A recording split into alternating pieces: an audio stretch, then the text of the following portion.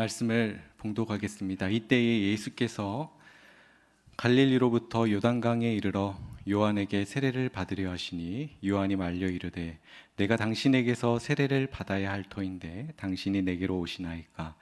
예수께서 대답하여 이르시되 이제 허락하라. 우리가 이와 같이 하여 모든 의를 이루는 것이 합당하니라 하시니 이에 요한이 허락하는지라. 예수께서 세례를 받으시고 곧 물에서 올라오실새 하늘이 열리고 하나님의 성령이 비둘기같이 내려 자기 위에 임하심을 보시더니 하늘로부터 소리가 있어 말씀하시되 이는 내 사랑하는 아들이요 내 기뻐하는 자라 하시니라. 아멘. 하나님께서는 400년 전에 말라기 선지자를 통하여서 마치 엘리야처럼 자녀들의 마음을 그들의 아버지에게로 돌이키게 할 선지자를 일으키겠다고 하셨습니다. 그리고 그 약속하신 대로 자녀들의 마음을 그들의 아버지에게로 돌이키게 하는 선지자 세례 요한을 보내셨습니다. 세례 요한의 핵심 메시지는 회개였습니다. 그는 메시아가 오시니 죄로부터 돌아설 것을 외쳤습니다. 이것은 정확히 말라기 4장 6절에 예언된 돌이켜의 성취였습니다. 그런데 문제가 좀 생겼습니다. 문제가 뭐냐면 죄가 없으신 예수님이 세례 요한에게 세례를 받으려 하는 것이 문제입니다. 왜냐하면 세례가 무엇입니까? 그렇죠. 세례는 죄인이 받는 것이죠. 그래서 요한의 이 세례를 가리켜서 회개한 사람에게 주는 표지라 하여 회개의 세례라고 합니다.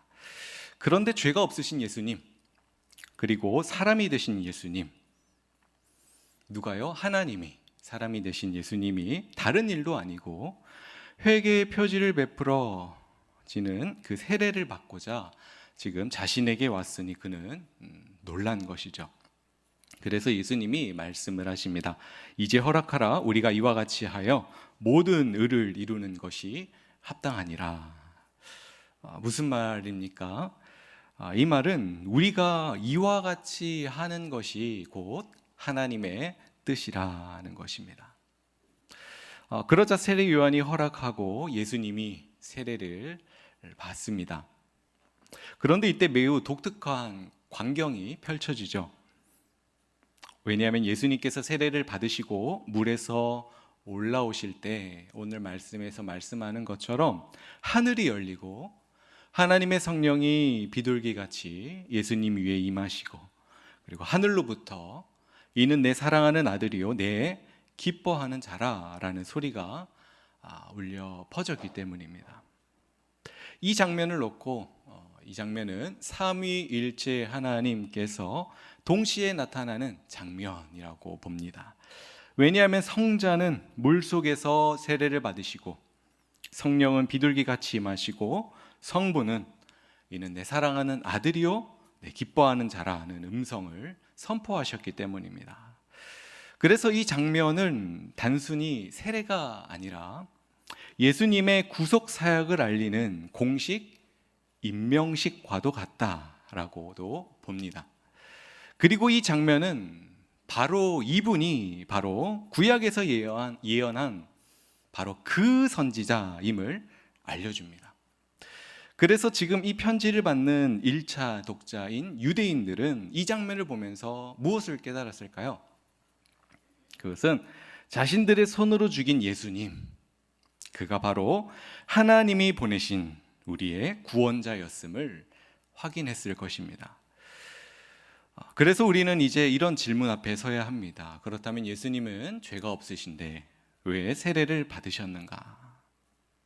아니, 그분은 죄가 없으실 뿐만 아니라 참 하나님으로서 성부와 성령과 본질이 동일하시고 그리고 성부와 성령과 권능과 영광이 동등하신 참 하나님이 왜 세례를 받으셨는가라는 질문을 해야 합니다. 여러분, 왜 예수님이 세례를 받으신 것일까요? 아니, 회개가 필요로 하지 않는 예수님, 그가 왜 세례를 받으신 것일까요? 첫 번째 이유는 성부 하나님의 뜻에 순종하기 위해서입니다. 두 번째 이유는 자신을 죄인들과 동일시하기 위함입니다. 다시 말해서 지금 예수님이 받으신 세례는 회개나 죄사함이 필요로 해서 받는 세례가 아니라 자신을 죄인들과 동일시하기 위한 세례요, 자신을 죄인들과 함께 서시기 위한 세례요, 죄인들의 대표로 서신 자리인 것입니다. 그래서 우리를 대신하여서 십자가로 향하신 그 예수님의 발걸음은 어쩌다가 또는 우연히 발생한 사건이 결코 아니라 의지를 가지시고 자신을 낮추시고 죽기까지 복종하신 순종의 걸음입니다. 왜냐하면 예수님은 회개가 전혀 필요 없는 분이시지만 자신을 완전히 낮추시고 죄인들의 자리까지 내려오시어 십자가로 향할 것을 세상 한복판에서 선언하시는 그 사건이 예수님이 세례를 받으시는 사건이기 때문입니다. 그래서 우리의 기쁨과 우리의 감사가 바로 예수님께 있습니다.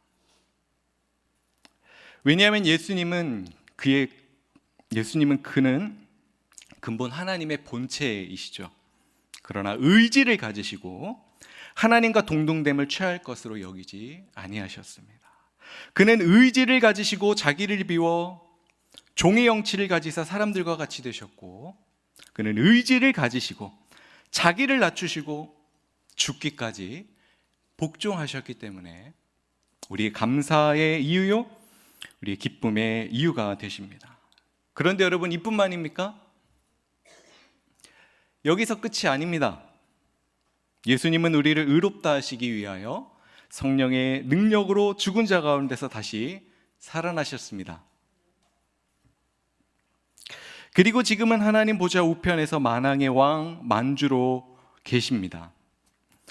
구체적으로 예수님은 지금도 여전히 우주를 운행하고 계시며 나라의 흥망성쇠를 붙드시며 모든 권력과 권세 위에 계셔서 모든 만물에게 경배와 높임을 받고 계십니다. 그러나 여러분, 이뿐만입니까? 이뿐만이 아닙니다. 예수님은 교회의 머리로서 교회를 다스리는 왕이십니다. 그는 교회를 보호하시고 말씀과 성령으로 다스리시고 세상 끝날까지 교회를 지키시고 붙드시는 교회의 왕이십니다.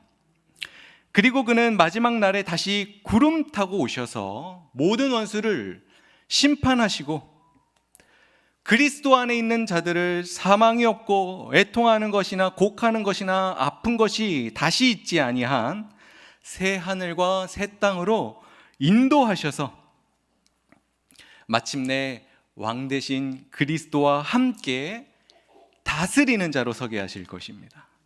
영원한 나라의 상속자로 우리를 서게 하실 것입니다. 이것이 그리스도 예수 안에 있는 자들이 나아갈 최종적 목적지요, 확증된 약속입니다. 그리고 이렇게 하여서 첫째 아담이 실패했던 다스리라는 그 명령을 회복하실 것입니다. 그러니 여러분, 바로 이것이 우리의 목적지요, 우리에게 주어진 약속이니 어떤 일을 마주해도 항상 힘을 내시길 바랍니다. 항상 주 안에서 기뻐하시길 바랍니다. 주 안에서 서로 사랑하시길 바랍니다. 주 안에서 범사에 감사하실 수 있기를 바랍니다.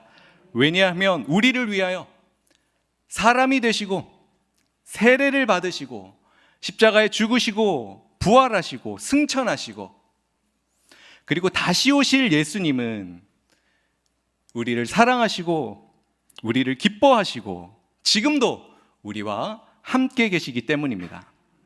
이 사실 항상 기억하면서 이 사실 안에서 항상 위로를 얻으시고 힘을 얻으시고 범사에 감사하실 수 있는 저와 여러분 되시길 주님의 이름으로 축복합니다.